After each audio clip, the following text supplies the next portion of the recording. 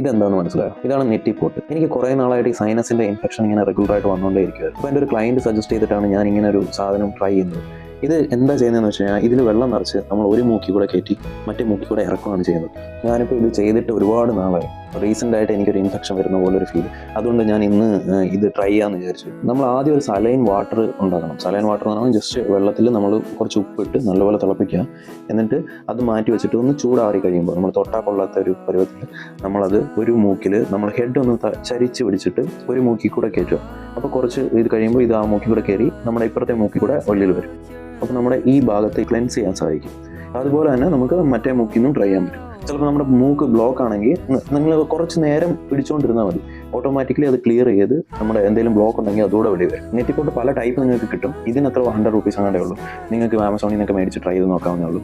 അപ്പോൾ ആർക്കെങ്കിലും sinus infection കുറേ നാളായിട്ടുണ്ടെങ്കിൽ ജസ്റ്റ് ഒന്ന് ട്രൈ ചെയ്ത് നോക്കുക. എനിക്ക് നല്ല രീതിയിൽ വർക്കൗട്ടായി.